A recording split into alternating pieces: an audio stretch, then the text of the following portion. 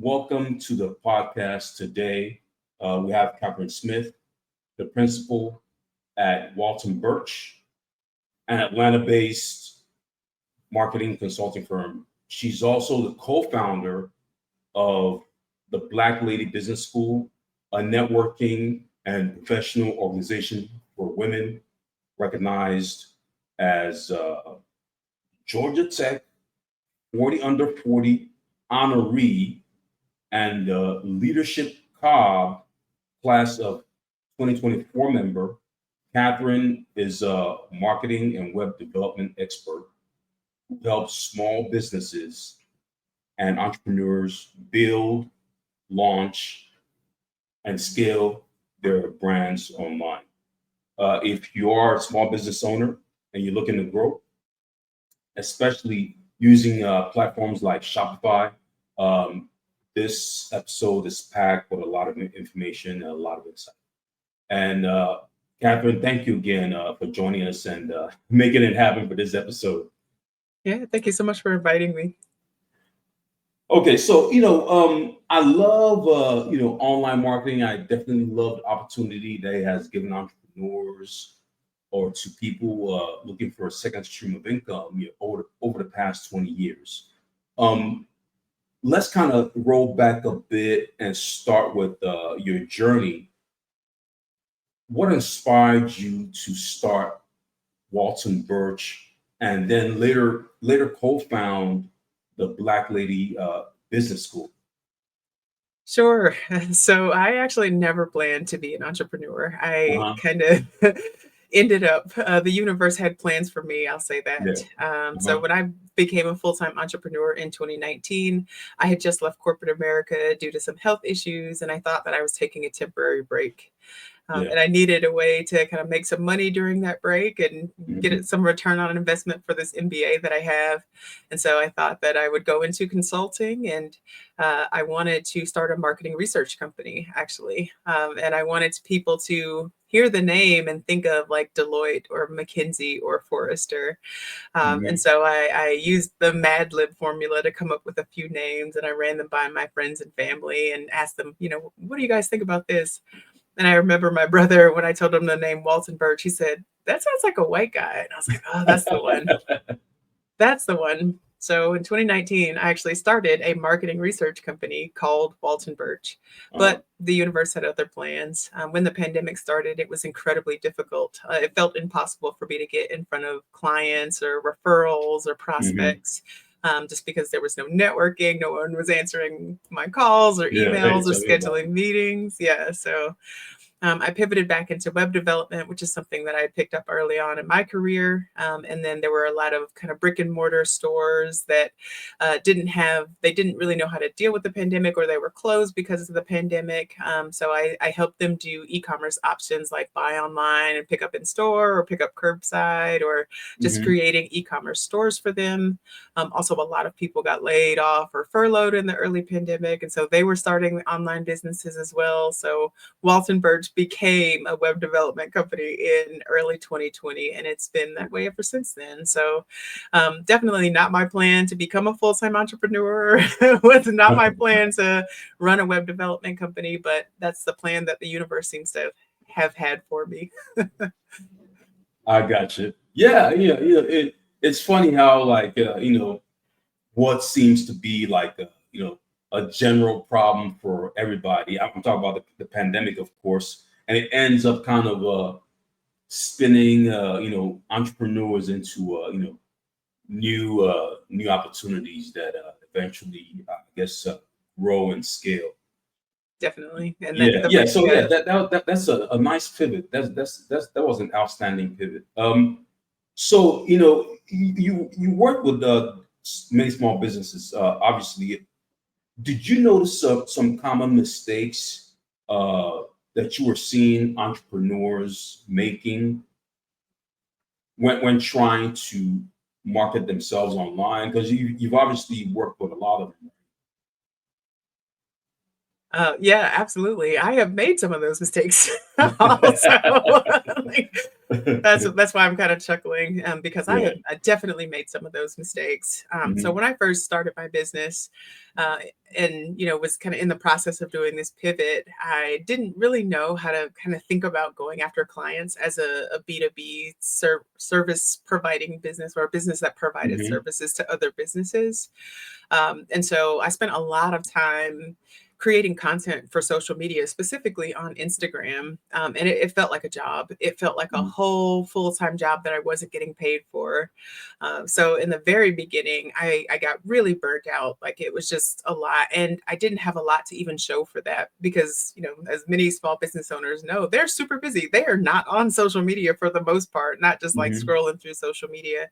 So one of the first things I learned in my own business was that social media wasn't necessarily a good use of my time as an Hmm. individual, as a sole proprietor, when it came to attracting or recruiting clients. I think there is a space for social media in business, but as for solopreneurs or sole proprietors, sometimes that's not the best option when it comes to attracting clients.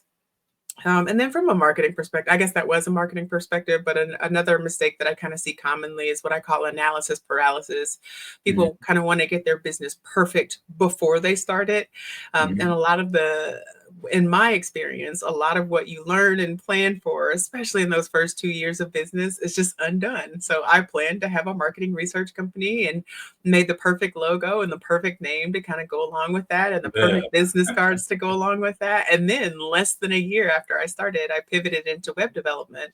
So Yeah. the brand was a little bit different. And the branding that I had for a marketing research company is a lot different than the branding for a web development company. So Yeah. thankfully, I did all my branding myself, but could have potentially spent thousands of dollars on branding and logos and business cards and working on a website, only for it to pivot, less than a year later. So that's a mistake that I see commonly, is to just want to get it perfect before you get started, and then also spend a lot of time and energy and money on things that will potentially change in that first year or two of business. Hmm.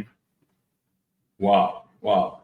Yeah, that's interesting. How that always works out. Yeah, I think I've heard that from a couple of other entrepreneurs as well. Yeah, analysis paralysis is a real thing. Definitely. Yeah. So I see that you were recognized as a 40 under 40 honoree and leadership club member. What key leadership lessons do you feel have shaped your journey over the course of your business? That's a great question, and I think this might be a unique answer for me. Hmm. When people think about entrepreneurship, they say it's a full-time job, and someone actually asked Hmm. me that, like, did I have work-life balance today? And I said that I don't necessarily have work-life balance in the same way that other people have work-life balance, because Hmm. my work is based in my life. Yeah. As I mentioned before, I didn't plan to start a web development company, or run a web development company long term, but the reason why I continued, and the reason why I still continue, is because what we do is so important. So I wouldn't necessarily say that having a website is the most important thing for success in Hmm. entrepreneurship, but it is one thing that can lower barriers to success for Hmm. entrepreneurs in entrepreneurship. And so over the course of time, I've become incredibly passionate about kind of identifying and helping to mitigate some of those things that create challenges for success in entrepreneurship. Hmm. And so, from a leadership perspective, a lot of what I do outside of actually running the business is doing things that kind of lower barriers to success for entrepreneurs. And a lot of that Yeah. is doing work in the community around economic development. A lot of that is mentorship. A lot of that is being on podcasts and telling Yeah. people like Yeah. how I've messed up in business or what kind of lessons that I've learned that have really made things easier for me from an entrepreneurship perspective. Mhm. And the recognition that I have gotten as a leader has been because of those measures, for co-founding Black Lady Business School, for doing a social impact internship program within my business, for co-chairing a small business and entrepreneurship committee at my local chamber. All of those are things that I have been recognized for as a leader, but all of those things are based in the desire to help lower barriers to success for entrepreneurs. Okay, that's great. That's awesome. And thanks again. Congratulations again for that award. Thank you. Awards like that don't come easy. That definitely means that you know what you're doing, and a lot of very, very important people know that you know what you're doing. So, okay, let's kind of roll into scaling business and so on and so forth. Um, a lot of our listeners are basically for small business owners, under a million, or I would say probably between uh, 500,000 to maybe 5 million a year. What are some high impact, low cost marketing strategies that you feel that entrepreneurs can use today?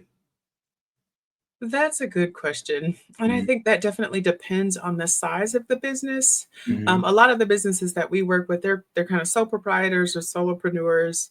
And so Yeah. there's really just kind of one person running the show, Mhm, potentially with help from others, but they still have to kind of manage those others. mhm. Um, oh, that's a great question. So I'll Yeah, try just to give keep your, it general for opinion. both Yeah, uh-huh. audiences. Yeah, like I'll Uh-huh. try to Yeah, keep it it's applicable. yeah, it doesn't have to be certified by the ISO. Well, I was trying to think of something that was relevant and actionable for both. So if you're a Yeah. solopreneur and really just doing this yourself, if I said, just make good hires and you haven't hired anybody, then obviously that Uh-huh. doesn't make any sense. But I will say, just more generally and more broadly, um, delegation still works. So even if you Mhm, don't have a full-time staff, if you don't have a part-time staff, if you don't have 1099s or contractors, um, offloading some of that important work is incredibly important. One of mhm, the very first things I joke that one of the very first things I learned during my MBA program, my first class that I took during my MBA program was accounting. And the most important thing I took from that accounting class was that I needed to hire a CPA. Oh That was man, one of the first things. no. Yeah, I've a couple. A couple of friends of mine are accountants, and I've looked at some of the man. Those things look like Egyptian hieroglyphs. Yeah, they Yeah, have some formulas. Yeah, no, they have some stuff.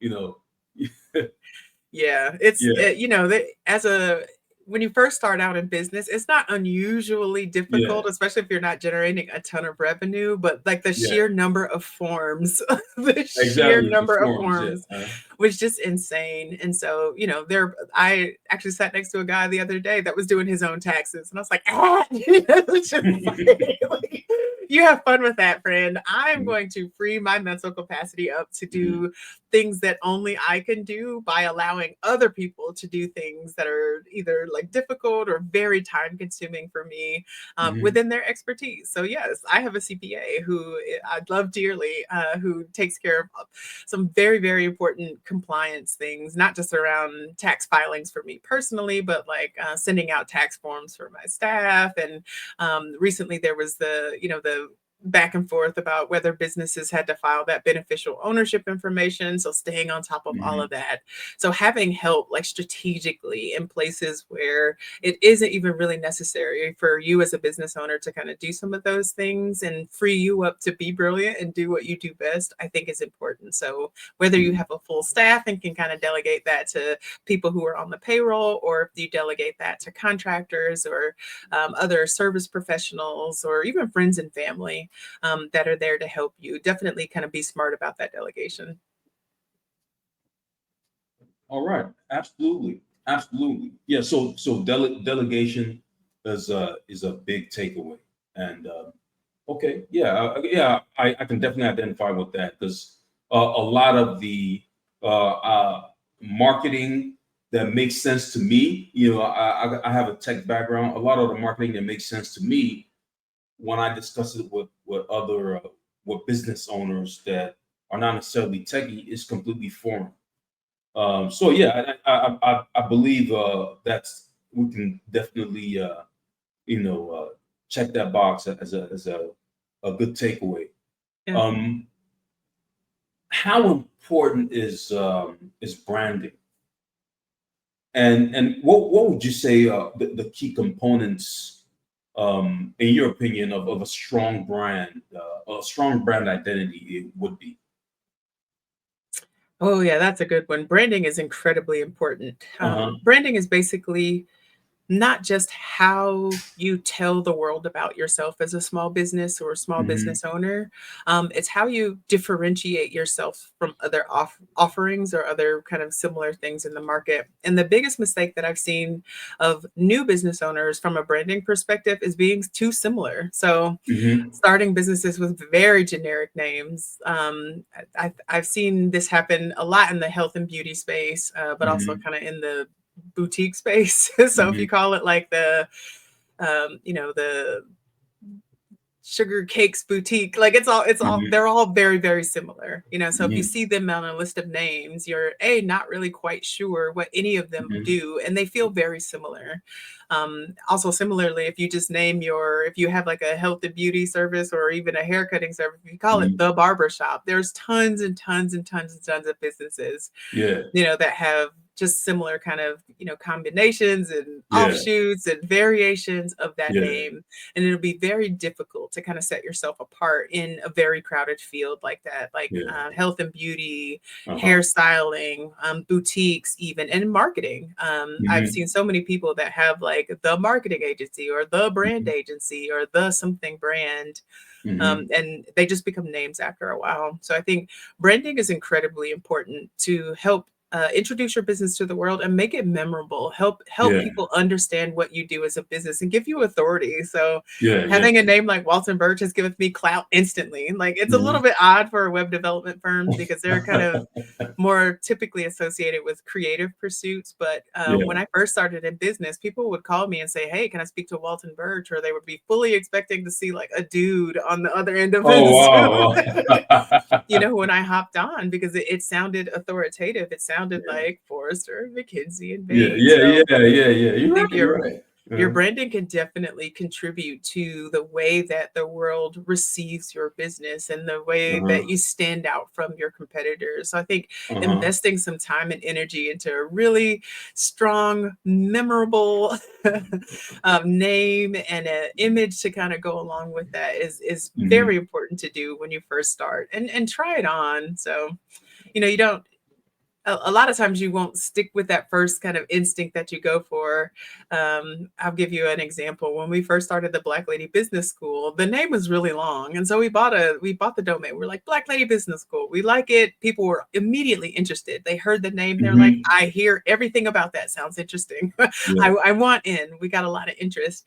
But Yeah. when we were telling people, how to contact us, it was like blackladybusinesschool.com. And it was just the Hmm. longest, domain Yeah. ever. And just Uh-huh. repeating it just got tiring. And we Yeah. got tired of doing it. So we eventually just shortened it to Black Lady Biz. And like those are Hmm. the types of branding decisions that you change and tweak over the course of time. So I Yeah. think starting with a really interesting name, starting with a really interesting kind of persona and brand identity that you're going out there is really good. Hmm. But be prepared to make small changes to it as you go along, just because you may get tired of saying the name 50 million times, or it's something that other Yeah. people can't say or other people can't spell, or you find yourself having to spell out URLs and websites, or people are typing in the name of your business wrong, like those types of things. Hmm. So come up with a good name, but be prepared to make small changes. Yeah. Yeah. Absolutely. I would say that's a big takeaway. You got to be unique, and it's got to fit on your business card. Yeah. It's kind of funny when people that always when people whenever you start having discussions about branding, I think about this scene from Coming to America where it says, "Well, they have McDonald's, but we got McDowell's. They've got the golden arches, and we've got the golden arches." Oh yeah. It's like, hey man, some creativity, bro. That's perfect. Yeah, That was a yeah, perfect yeah, example, and also an yeah, amazing movie. yeah. Very awesome movie, awesome movie. Yeah, yeah. Anyway, so yeah, so definitely good insights on that. Um, for entrepreneurs struggling with time management, uh, what are your top tips for staying productive while growing while growing a business?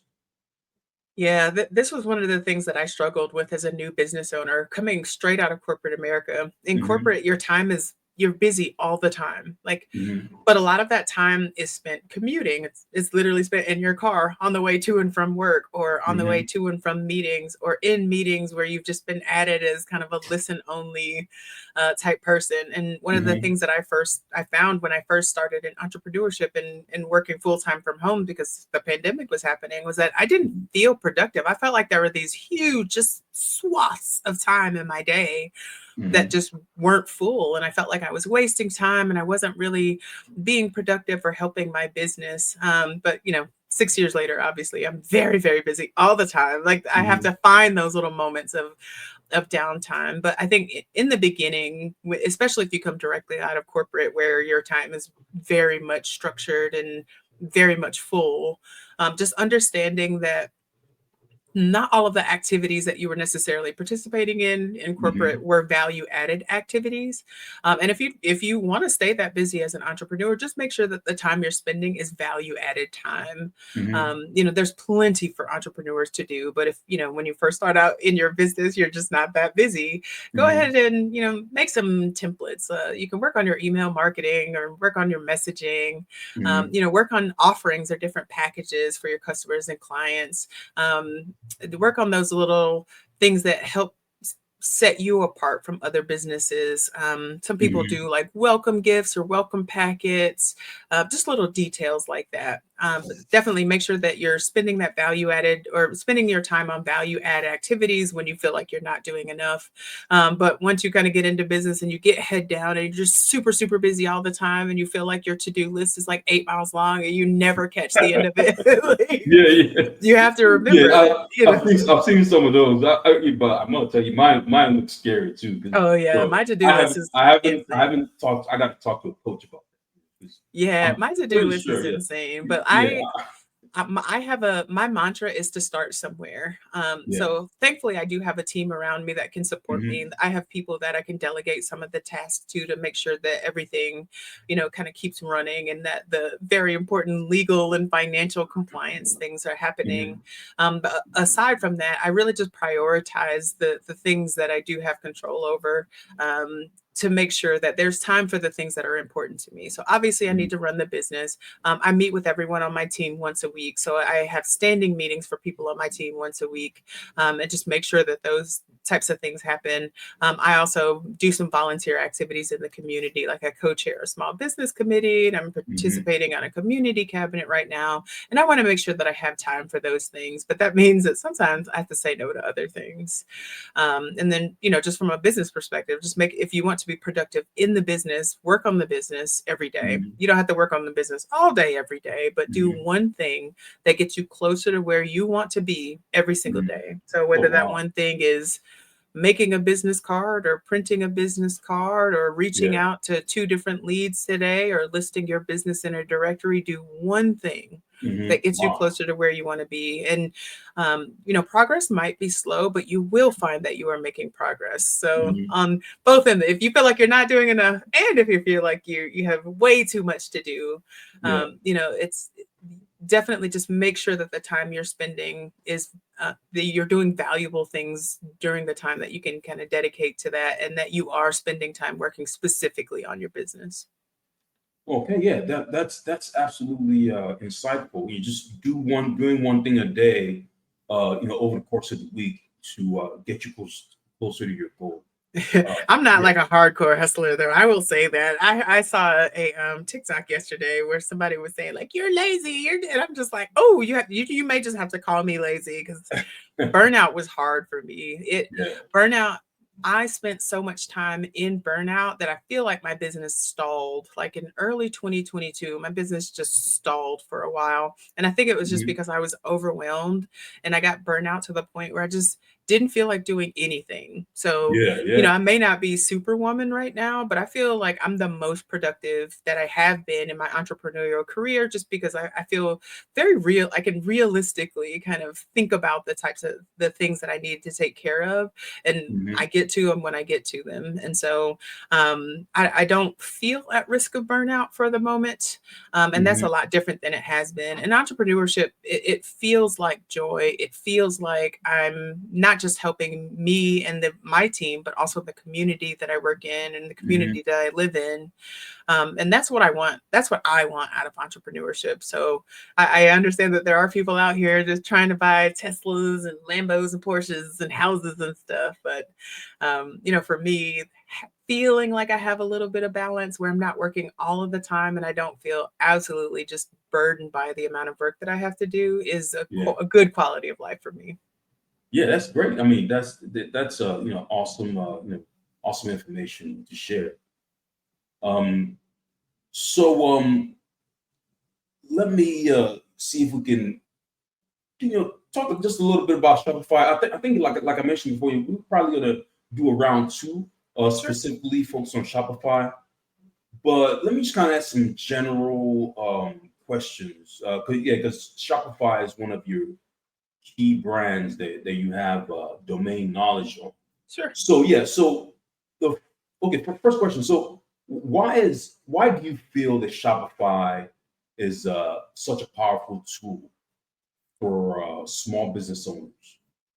I think Shopify is a powerful tool for small business owners Uh, because it provides anything you could think of. Like it mhm, provides everything related to e-commerce that you mhm, can think of to be successful. mhm, One of the challenges that I experience as a web developer or web mhm, development professional is that sometimes people don't know what they need. So they come and they say, "Hey, I need a website." I'm like, "Okay, cool. Do you have a domain?" "I need a domain." "Yeah, you probably need a domain."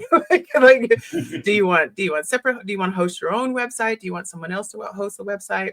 So Shopify, if you wanted to, you could get your domain from Shopify. You could get your hosting from Shopify. You could get themes from Shopify. You can actually upload your products without any knowledge of, how to build a website or how to build an mhm, e-commerce store. And then Shopify saying like, hey, by the way, here's how your store performs in relation to other stores in similar industries or mhm. things like that. It is providing you a lot of information. So just where you get to the point where you're like, okay, well, I did that one thing. Shopify's like, hey, here's one more thing, Oh that can wow! help get your brand out there. Like, hey, do Yeah, you want to sell on the shop app? Do you want to sell on Meta? Do you want to yeah. sell on Pinterest or TikTok? Do you want to sell Mhm, on YouTube? Cool. Here's how you do that. Hey, do you want to do bundles? Yeah, here's how you do mhm, that. Hey, would you like to do recurring subscriptions? Hey, here's how you do that. mhm, And then, as a store owner, you're just like, oh, I didn't know that was possible. Oh, I didn't know that was a thing. Oh, I didn't know I needed to do that. So I think the power of Shopify yeah. is that all of that stuff is contained within an ecosystem and it takes Mhm, away a lot of the things that you have to have expertise in. So you don't have to think about backing up your site. You don't have to think about updating all these plugins and integrations. You don't have to think about whether they're compatible, which is a huge problem right now with WordPress websites. So, like, the mhm, main reason WordPress websites go down all the time is because of compatibility issues.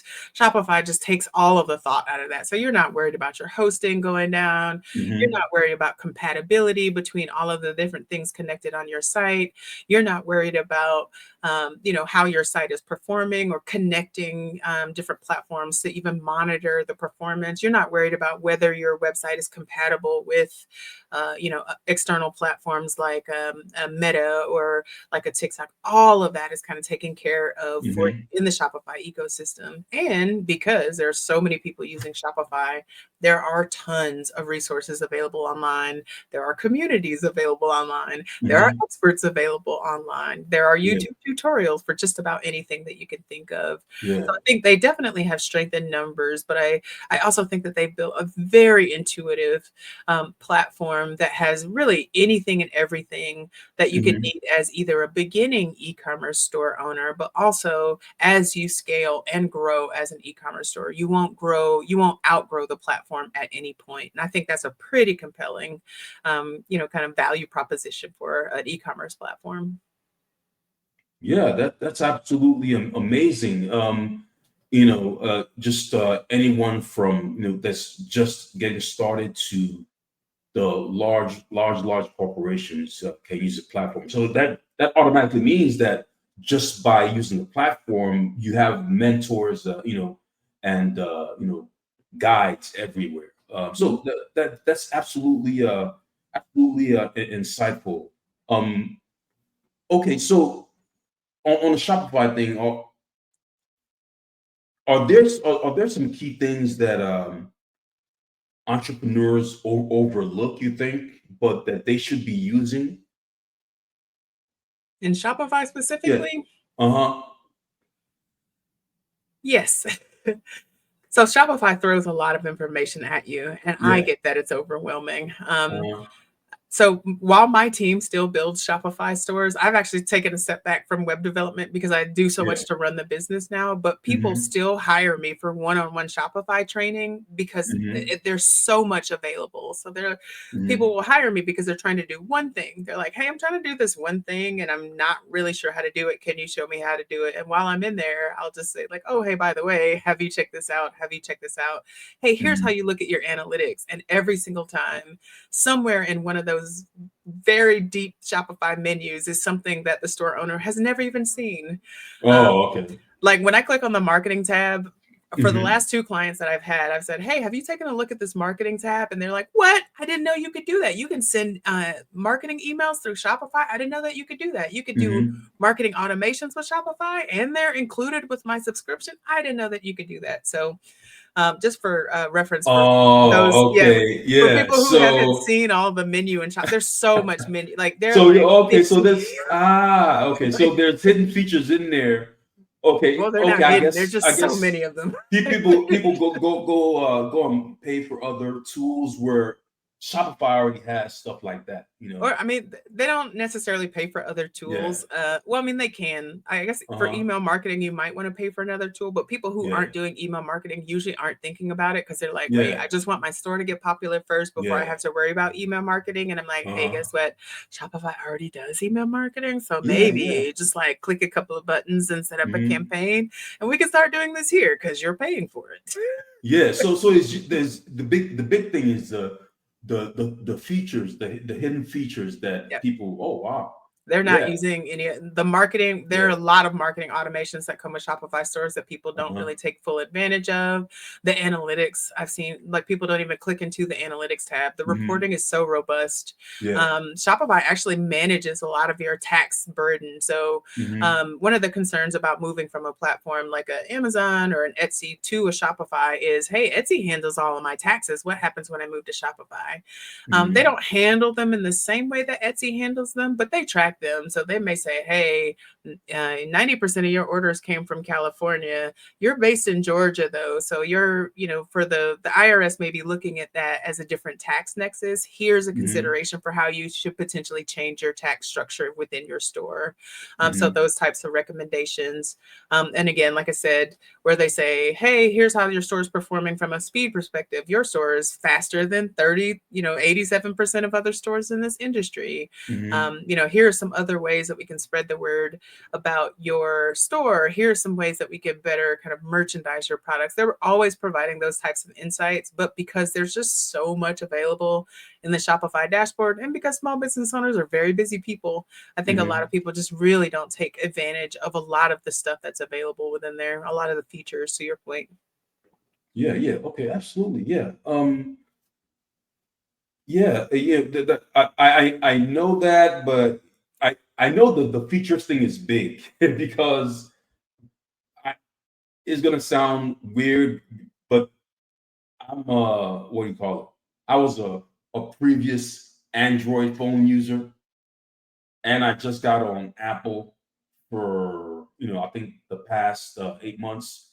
And okay, now, I won't go there, but there are some features that I discovered about the iPhone. Like, whoa, that's amazing that a smartphone can do that. But yeah, I don't want to, jump into a rabbit hole. But yeah, from that perspective, I understand that the features thing is big. So now let's say someone just starting out on e-commerce, on their e-commerce business. Um, what would you feel are the first three things they should do? The first three things they should do on Shopify to set themselves, up for success on the Shopify platform. Sure. I'll try to keep this simple. Mm-hmm. I'm a web developer, so I'm always Yeah. thinking about web development. I'm like, yes, you should do this. No, I'm not going to dive too deep into the technical. So I'll try and speak high level for people who may or may not have actually seen the inside of a Shopify store before. Yeah. So just generally, when you're starting an e-commerce store on Shopify, whether you're making your own product, whether you are like selling someone else's product, like a products that other people make, or you're drop shipping. Like there are a couple of different business models, or you're doing like print on demand or drop shipping, regardless of what kind of store you're starting. Having high quality product images or high quality images of your product from every angle imaginable, and very strong product descriptions with like specifications so that people who have never seen your product before can visualize it on them, in their lives, in their homes. I think will contribute to success of your online store. And then also just having those product descriptions filled out in their entirety will help your store, excuse me, get picked up by search engines a little bit better. So be prepared to upload multiple images of your product in good lighting from different angles with other things for scale. So if people don't know, it's kind of like the Wish effect. You know how there was a time where people would order things on Wish thinking they were getting a deal, and the thing that they ordered is like 3 inches tall. I thought I ordered a chair, and the chair's like 3 inches tall. Yeah. So, people have been burned by e-commerce that way. So the more information that you can provide through photos and through your product descriptions and providing actual measurements or actual videos or things for scale in your product photos and videos and product descriptions, I think that will set you up for success from a product's perspective. Having thorough product descriptions will also help improve your search engine discoverability for your store. I'm trying to think of what else for new store owners, and also just acknowledging that although Shopify is pretty much optimized for product-based stores, there are people selling like other types of either digital products or subscriptions on Shopify. I'm trying to think about ways that they can kind of optimize that. Just making it really, really, really easy for people to find what they're looking for and buy it. So your menu can't be too complicated. The page can't be too complicated. If there's an add to cart button to be added, go ahead and add to cart, as soon as possible.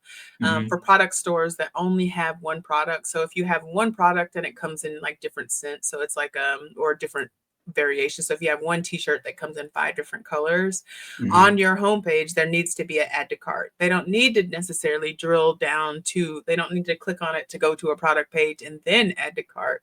Definitely like make it super easy for people to add to cart and check out at any given point in that process. Yeah. Oh, wow. So I think that's good general advice. Just get them to the cart as quickly as possible. As quickly as possible. Hey, man, that's the good advice. And probably, because somebody like me, I get distracted and boom, I'm out. So when people start clicking around, but if it is something that does require a lot of consideration and decision, so we're talking skincare, we're talking food, we're talking very expensive items, that's when you do want to add a couple of more layers. So you definitely want to have a product page, and you want that product page to have as much information as possible. But if by the time they get to the product page, all they're going to do is add to cart, then that add to cart could have been on the page before that. It doesn't need to go down. Oh, okay. Yeah. Thanks for that. Thanks for Thanks for sharing that. You know, and I definitely. still felt like I went too deep into the weeds there, but okay. Oh no, that's okay. No, I would definitely like to, to invite you again to talk about shopping. Yeah, because there's Sure. like you said, there's a lot, and then we could probably have like a different, a dedicated studio dashboard, just kind of to show some visuals, Oh, yeah. etc. Yeah. Let me. Okay, I didn't do any pre-production with you, so let me just ask you. I usually ask people, "What is your Mount Rushmore?" But let me just ask, what is one book? Well, let me leave it at one. Look, what is one book or resource that popped out at the top of your head that you can recommend for small business owners? I feel like this changes a lot.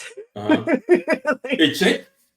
it does, because I read a lot of things and I'm like, oh, Okay. that was a Is really is good there book. Oh, one that was is super there is there helpful. one powerful book that you've read and like just completely, I so because that changes for oh, me. okay. It's one that I've read recently. Uh-huh. So I didn't even know. So you know how Stacey Abrams does all the things. Stacey Abrams Uh-huh. is she's multi-potentialite. So she's been an entrepreneur and she's Hmm. had a successful business that's had a product that was picked up by Whole Foods. Hmm. And so she wrote a book called Leveled Up, which is actually about like how that big order from that major chain, Hmm. like threatened to destroy her business. I actually think they did end up selling the business. I don't think she's in that business yet, but Hmm. she talks about how seemingly the dream for a product-based business, where it's just like, oh, a major chain has picked up my product, how the dream led to the actual destruction of the business because of, all of the things that kind of go into that. So big businesses essentially using those small businesses for credit, and small businesses not necessarily having tens of thousands of units on hand or to be able to fulfill orders for tens of thousands of units to be able to give them to those chains and meet those supply deadlines or those supply chain deadlines to be able to make those orders, how that threatens Hmm. their businesses. Oh wow. And so how something that could be a really good thing could turn out being a bad thing. And it was super helpful because she's like, hey, this happened to me. Let me tell you how to not let it happen to you. Hmm. And so I think even though I don't have a product-based business, that was tremendously valuable. I do work with a lot of people who do have product-based businesses. And so Hmm. even just that different perspective that, oh, we as product-based businesses, they work towards being picked up by major chains, but sometimes the logistics of actually being picked up by a major chain are just above and beyond what a small business can kind of bear, especially if you don't have access to like a 50 to $100,000 in working capital at any given Yeah. time. Yeah. So that's a book that's kind of currently on my mind because it was Hmm. really insightful. Just even understanding, or hearing about that from someone who's actually been through that process was really Hmm. insightful. And she provides really actionable advice and tips, on how to make your business more sustainable and more Hmm. able to kind of weather the storms that come along with that. So that's Oh, what's okay. on my mind right Oh now. I no, can't yeah, even that's what think I mean. beyond Like, that. yeah, it's not serious. Like I said, if I wanted to get on your case, I usually do a pre-prod where I send you like, hey, take a couple weeks, take a month, and I let me know know. what your Mount Rushmore. I copied it from this other podcast. Hey, Okay. there's a I know, sports and I there's a probably sports would have podcast provided that, a that he different does that answer all a the time. couple of weeks ago. Yeah, I think look, every time I read, I learn new things all of the Yeah, yeah, time. And when you learn new things, you're just like, oh wow, that's really cool. That's not something yeah. I thought about. And as a service-based business, that I don't get a Okay. lot of insight into product-based businesses, but I do work a lot with product-based Uh, businesses. So that was just really, I mean, it was really interesting to me. And I've just been telling everybody, I've been like, hey, have you read this book? It's a good book. okay, so let me if you okay, so you've been at the business for a while, and I think like you mentioned before, you've made a few mistakes. If you could go back um, and give yourself um, just one piece of advice from those experiences when you were starting out, what would you say that advice would be? Yes, it's my ROS. So Mm-hmm. my ROS is my return on struggle. Mm-hmm. And it was probably 2023 when I realized that I had a return on struggle. Mm-hmm. So the return on struggle is the amount of time between when I introduce a new offering or when I start a new product or like when I Mm-hmm. start a new venture or endeavor and the time that it takes to realize a return on that, right? Mm-hmm. And so in those 2 years, you're just like, I'm working, working, working, working, working. And I'm not seeing how this will pay off. I can't see how this will pay off. It doesn't feel like it is paying off. And all I'm doing is Mm-hmm. struggling. Like it's just two That's years a of good name. struggle. That's a good name for it. Yeah. So if I could tell my past self something, I would say, Mm-hmm. hey, your ROS period, your return on struggle is 2 years. Just keep that in Mm-hmm. mind. Just go ahead and do with that information what you will. And it has helped to be a lot more patient and a lot more measured in starting new ventures. And then also just from an investment perspective to kind of consider the investment of new ventures. So if you can think about, oh, hey, it's probably going to take about 2 years for this to pay off. That definitely impacts how much you put into it up front, like time, energy, Mm-hmm. money, and resources. But also you have the ability to be patient and you're kind of that you're putting things in the fire a lot more often because you know it's going to take a while for them to pay off. So I would definitely tell my past self, like, hey, by the way, just wait 2 years. It's going to pay off. Mm-hmm. Okay. Oh, that's great. That is awesome. Yeah. It's been a amazing talking to you. I'm sure there's a lot that you can share on Spotify and web-based marketing. Before I forget, what are your social media and what is your website and where people can find out more information about Sure. The website is waltonbirch.com. So you? WALTONBIRCH.com. It's under construction now, of course. You know, Mm-hmm. we're web Mm-hmm. developers. It's under construction every couple of months. But hopefully we'll have a new website up there soon. I'm not unusually active on social media. That's one of the things that's kind of fallen by the wayside as we've gotten busier. But I am personally on LinkedIn, and Walton Birch is also on LinkedIn, and we do post Mm-hmm. company updates there. Other than that, I'm not unusually active on social media at the moment. I think the best way to probably get in touch with us is through that website because Oh, okay. any events, any kind of press like this that we do, all of that is on the website. And then Mm-hmm. if it is on other social media, we'll link to it from there. Okay. Yeah. Thank you so much. And if you're listening, please take the time, check out her social media, follow her on social media. There's definitely a lot of actionable insights you can pick up. But other than that, thank you everyone for listening. Please check out the podcast on YouTube. We are on all major platforms: Spotify, Apple Podcasts, Amazon Music, or wherever you get your favorite podcasts.